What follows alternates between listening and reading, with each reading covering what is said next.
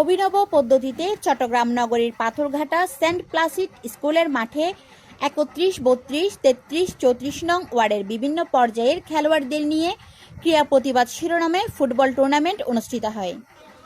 উদ্বোধনী টুর্নামেন্টে সভাপতিত্ব করেন আমির রহমান মিয়া।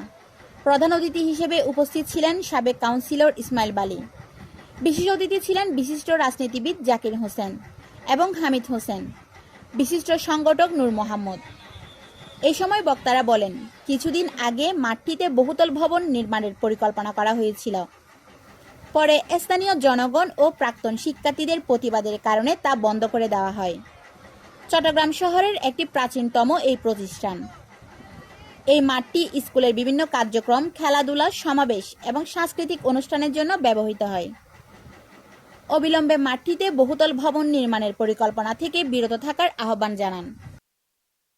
যারা এই মাঠকে বহুতল ভবন করার জন্য চিন্তা ভাবনা করছেন, তাদের প্রতি উদ্দেশ্য করে দেখতে চাই, একটু দেখে যান কত ছেলে এখানে মাঠে খেলাধুলা করে।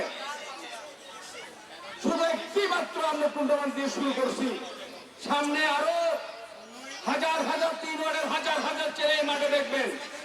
কোন অবস্থায় আপনারা যদি চিন্তা করেন এই মাঠে বহুতল ভবন করবে, আমরা এই এলাকার জনগণ 31, 32, 33, 34 নম্বরের যে ওয়ার্ডবাসী আছে সবাই একত্রিত হয়ে এই মাঠে আবার আন্দোলন শুরু করবো।